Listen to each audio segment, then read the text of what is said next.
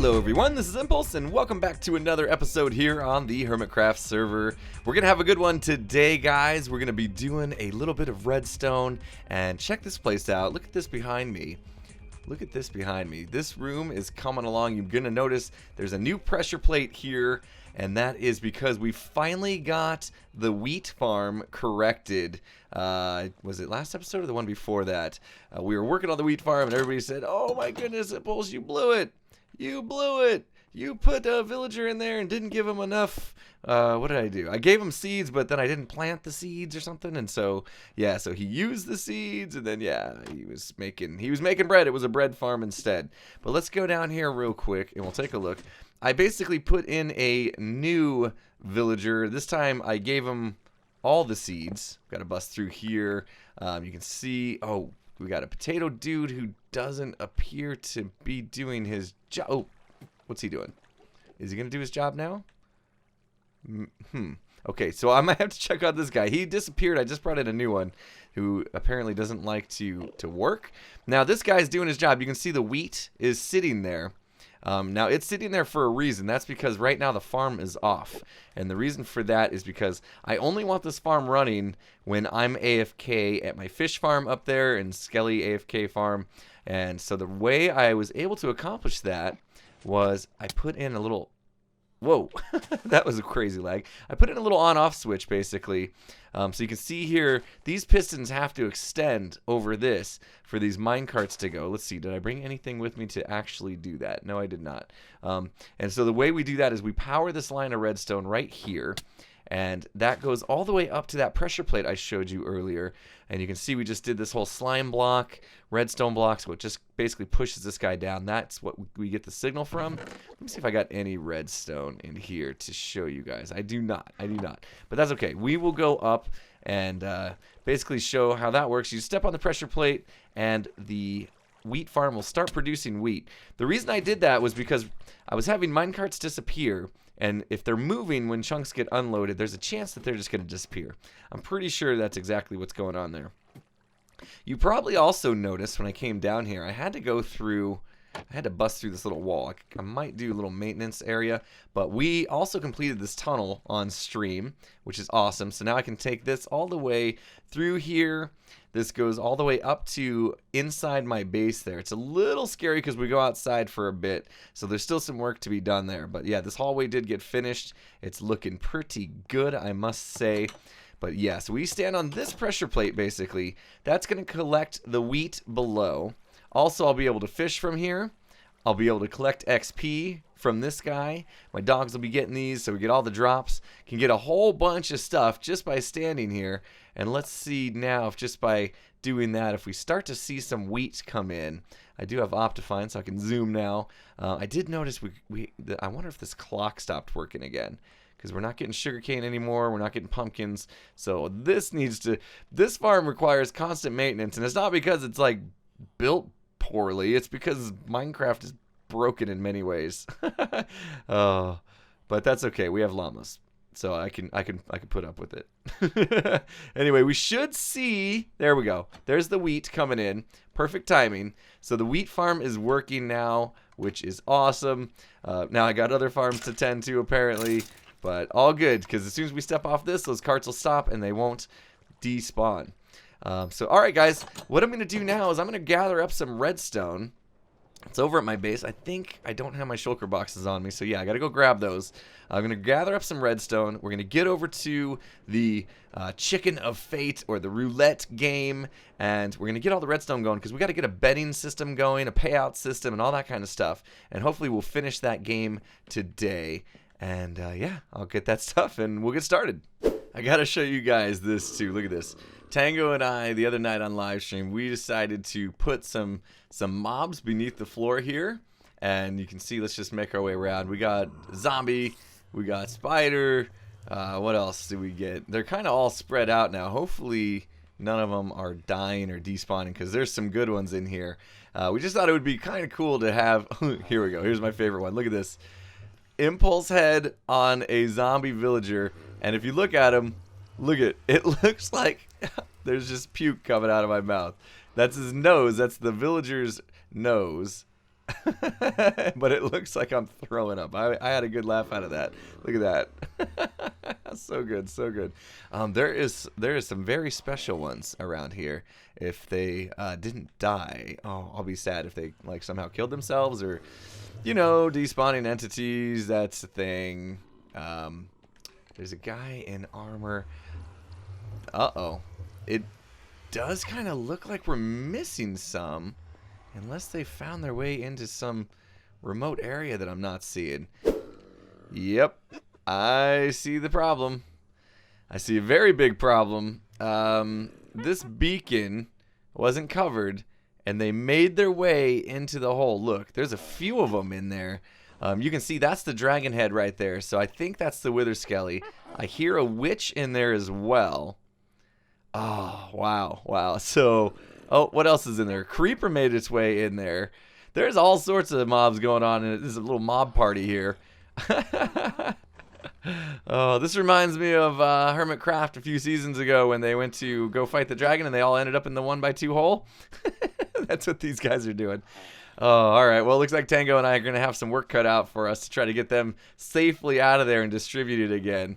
Whoops. And that's why we call our Friday night streams a D.E.R.P stream, because, yeah, there was plenty of that going on. But anyway, guys, okay, I'm going to make my way over to the Orange District now, and we will actually get started. Here we go. All right, here we are back at the roulette game, or the chicken of fate, I will call it. A lot of you guys let me know that this is not how a roulette table works. I did it this way for one reason.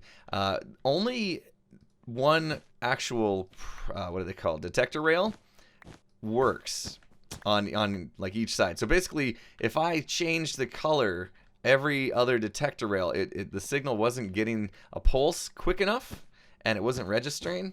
And I couldn't think of a way to do that. I mean, pulse shortener, sure, but then we would have had pistons, all sorts of crazy stuff going on. So what I'm going to do instead, I think that one was red, that one was red.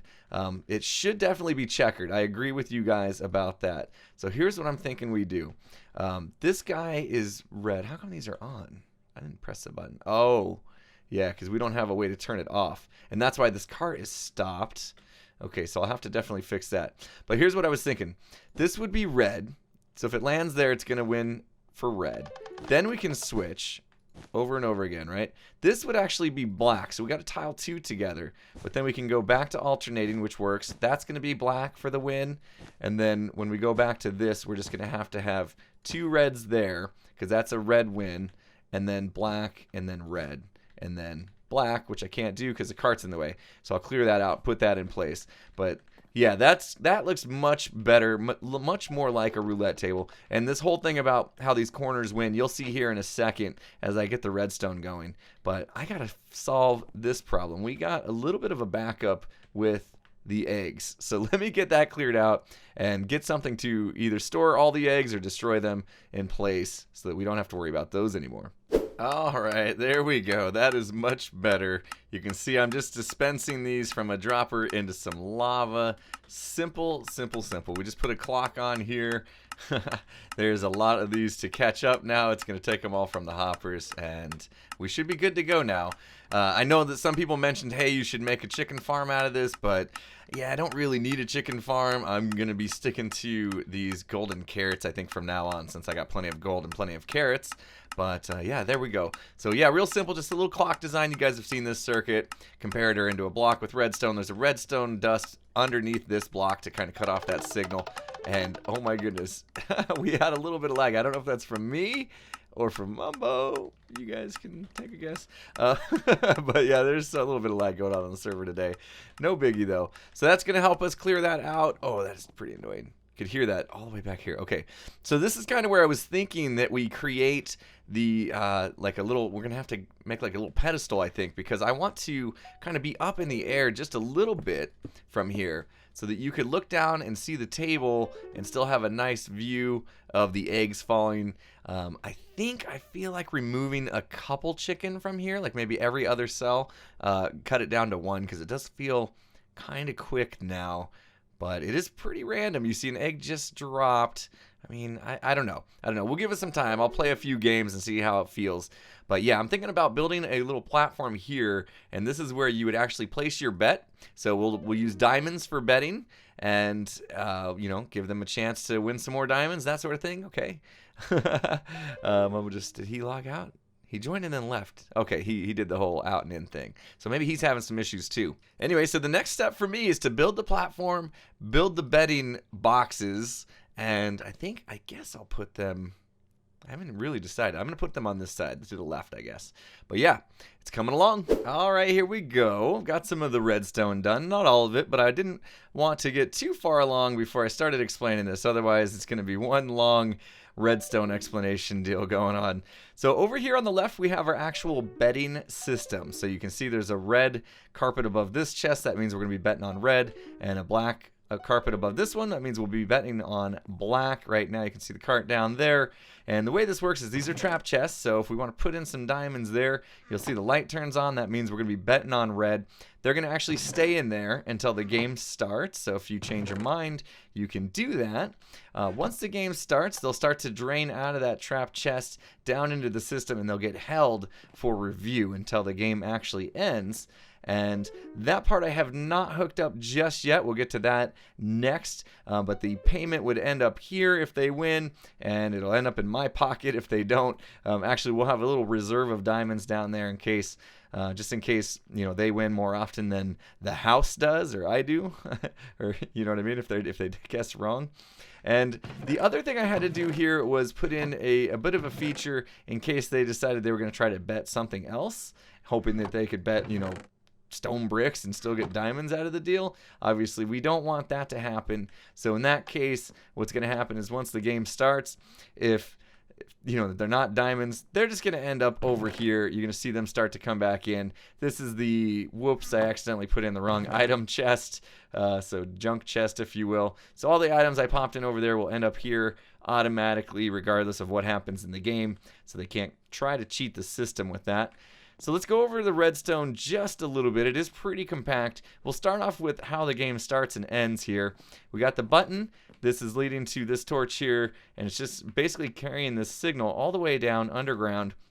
I showed you guys this last episode, basically activating these little dropper floppers, as I like to call them. So right now the torch is in this dropper, and I think the game is still going right now. Is that correct? Yeah, it's still going. We haven't heard any eggs drop. So as long as this torch is in this dropper, the game's going to be going. What's going to happen is when an egg finally drops, this block's going to get activated. It's going to power this dropper, and that's going to go back over there. And that's the signal. See? There you go. That's the signal that determines whether or not the carts are running. Now, that signal also determines how long the items fall through these hoppers here. So we may have to put a bit of a delay on that in case the game's really short. I'm going to wait and see if that's beneficial or actually not a good idea. So you can see we're taking the same signal here that's powering the tracks, carrying them around this way here. And what that's doing is basically locking these hoppers over here, right here. These are behind the hoppers underneath the chests, and that keeps the items from falling through. So that's why you saw, you know, when I put these in, they're not falling through. They're going to stay in there. That's because it's getting powered right here because it knows the game is off. And so as soon as the game turns on, it's going to unpower the hoppers below the chest, and then those items will be allowed to fall through. That way, if they want to modify their bet or whatever, they get a chance to do that, and it's not just sucking their diamonds away as they drop them in and close the chest. So that's that. You can see the item filters down below here. This is just checking to make sure that they've got diamonds in there. So I got my filler eggs here, and then 6 diamonds.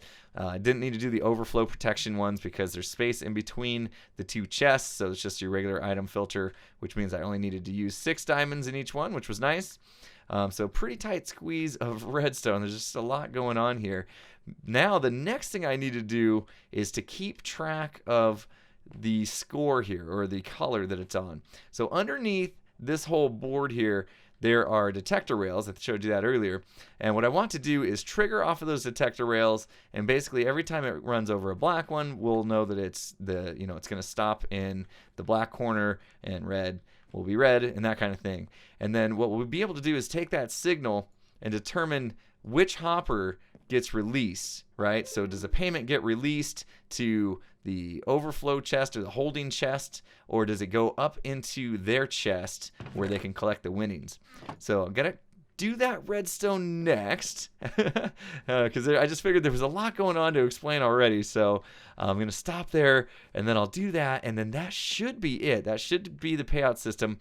We'll play a couple games just to make sure everything works. Remember, I did have that one concern that, you know, if they put in 32 diamonds in the chest and the game is real short, it won't give it time to pull them through.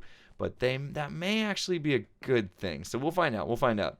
But let me get the payout part of this all wired up, and then I'll come back and kind of explain how that works, and we'll give this thing a test run. All right, guys. I think I finally have this thing finished up, and it has a lot going on here. I'm going to try to explain this, but there's just so many parts and pieces. Might be a little difficult to follow along. Hopefully you guys get it. But basically what we have happening here is when the game ends, we need to detect whether or not this started or stopped on the black or the red. And to do that, we go down below here. There's two pressure plates. There's one on one side over here, and I should pressure plates. I meant detector rails. There's one on this side. And so what happens is when the cart crosses this detector rail, it's going to activate this block, which is going to activate this dropper, sending the item up. And when it goes over here, it's going to do the top dropper, which will send the item down. So now we have a way to determine which side it has crossed last. And that's why we did the corners the way we did. So you can see if it crosses this one and then stops, it's going to be black or black here if it had, you know, gone a little bit further, and then if it had crossed right here, it's going to be red or red if it goes past that corner. So that's basically how it's detected, and we just take that signal up through here, and right here you can see this block right here. That's the signal from those droppers. Let's see if I can get back out of here. Okay. We'll go over there, and of course I left a little bugger behind. I think I'll just close this up for now so I don't fall down there again. But you can see this block right here is powered, so this dropper or this hopper is not going to let items fall through, whereas on the other side we reverse that signal, and you can see here there's a torch and it's off, so it will allow this dropper, or I said it again, hopper, to drop the diamonds through, and that's how we can determine whether or not we are going to collect payment or give it to them. And just the way the dropper, one of these days I'll call them hoppers, the way the hoppers are angled into each other, it's doing all that checking and able to figure that out. So basically if it drops all the way down, that means the money is going back to me, and we have a item elevator here. I went with the kind of old school that now works again in 1.11, where you can just shoot it into a tube of solid blocks. So there's a dropper facing up into a little plus sign of solid blocks with the clock on it, and then we just collect it back in a hopper up top and store it in a storage place so that we can have, you know, plenty left in case people do win more often than lose. I got a little bit of a buffer in there for that. Hopefully that's not the case. Yes, this game is 50-50. I'm not shaving any diamonds off the top. There's no green square. I'm going to leave it at 50-50. We'll see how these guys do. I can afford it for now. If they manage to be lucky and take all my diamonds in here, I'll come back through and maybe figure something else out. But right now, I want to leave it 50-50. I think that's more fun right now. That'll get more hermits enticed to actually come play it, knowing that they have a 50-50 chance. And again, if I lose some diamonds, no biggie. But yeah, so that's the way it's working. It's all based on kind of the hopper manipulation. If I'm locking a hopper, that means the items are going to go across. If it's not locked, it's obviously going to go down as its priority. And so that's what that's doing. If they do happen to win, it goes into here, into this. So I did just a tiny little dropper elevator this time, but it's just a little dropper elevator right into the winnings. And of course, we need to double their winnings. So these droppers going into this chest, this is the winner's chest, right, where they can collect their payment. You can see there's another dropper over here with the stored up diamonds. It's going to give them not only the diamonds back that they bet, but it's also going to activate this dropper at the same time. You can see this little torch tower on the back. So as these dropper elevators are getting activated, it's also going to activate that dropper, and they'll get double payment. And then I also put in a little note block so they get a little audible indicator that they won. So, yeah, a lot going on. Like I mentioned, it did take me a little bit of time to figure out how to, get the item filters in and make sure we hold on to the bets until the very end so it can decide if they actually won or not and how to double the payment, all that kind of stuff. But I think it's working just fine now. So I'd say let's take it for a little test spin. Let's do some bets here. We're going to bet on black, and we'll press the button. And we'll wait for some eggs to fall. One's falling already, so this is going to be a good indication of whether or not. So what did we do? We bet on red. So that's the one thing I'm really bad at, is remembering what I bet on. Did we bet on black? I think we bet on black, actually. See, I can never remember. If we bet on red, there would be diamonds in this chest, and there's not. You heard the clicking, so that means that those diamonds were actually getting put back into here. Let me put some more in here just to keep these things even. So we must have bet on black that time. Let's bet on red this time. So I always take a look and see. Here's the other thing. You can see an egg falling, so people might try to game the system, right? Oh, I see an egg falling. I think I can time it. It's still really hard to time. So we lost again. But here's the thing. You see how the light's still lit up? If they try to game the system, it doesn't allow enough time for all the diamonds to fall through. So they're going to have a hard time making a lot if they're doing that. So I think that's a good thing. I was going to add some sort of delay to allow them time for all the diamonds to fall through. But I think that's a good compromise, actually, for people that might be trying to, like I said, game the system. So we bet on red. It landed on black. No payment there.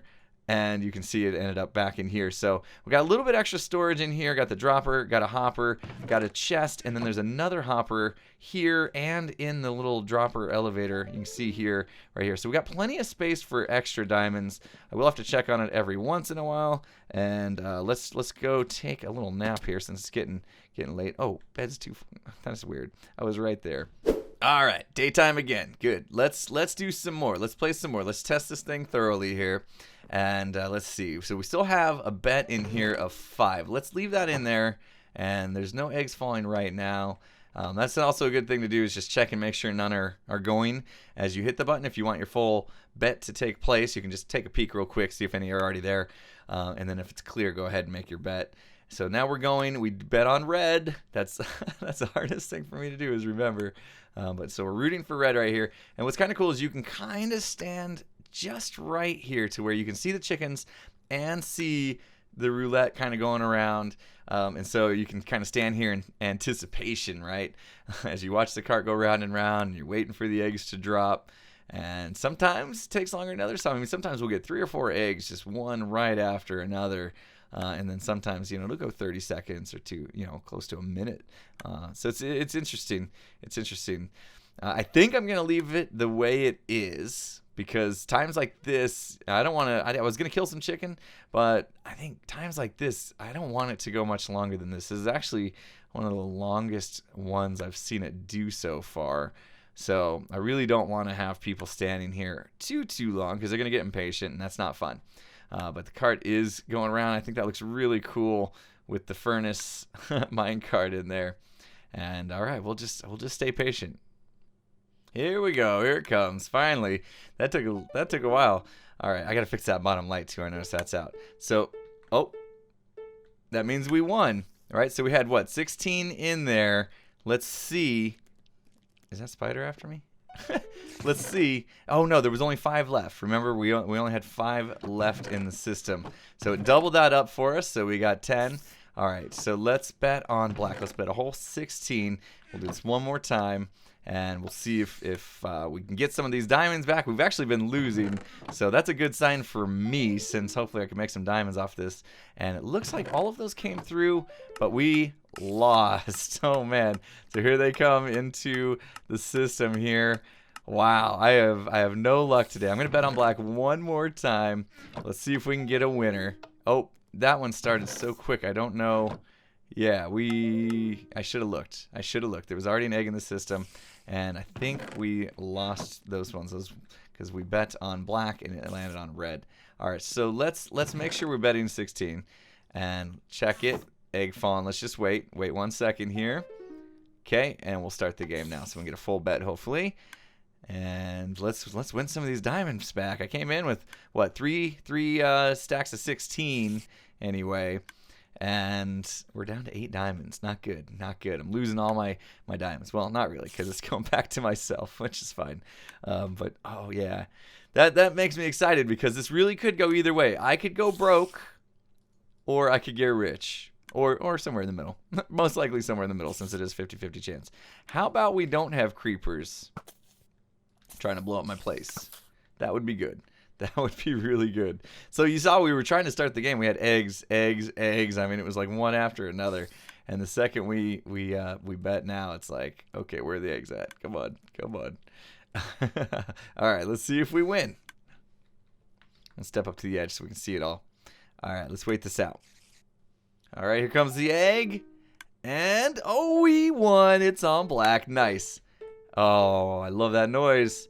I love that noise. Okay, so we bet 16 diamonds. We should get 32 in here. Let's see if this gives us all 32. Perfect. Doubled up our diamonds. That's exactly what I want to happen. All right, this thing seems to be working pretty good. Pretty good. I would say we are just about ready to open it for business, except for one thing. It's pretty ugly. It's pretty ugly. There is exposed redstone everywhere. We gotta put a face on this thing, make it look nice, and cover up all the holes we dug in the ground and all this craziness. Yeah, we made quite the mess out here, and I got quite a lot of supplies over there as well. So I think we're gonna save that for next time, guys. That's all I got time for today. This was a lot of fun, though. I had a lot of fun making this and figuring out all the logic behind it and everything like that. It's good to get back into some redstone. I feel like it's been too long. It's been too long. I was a little rusty, I'll admit it. I was.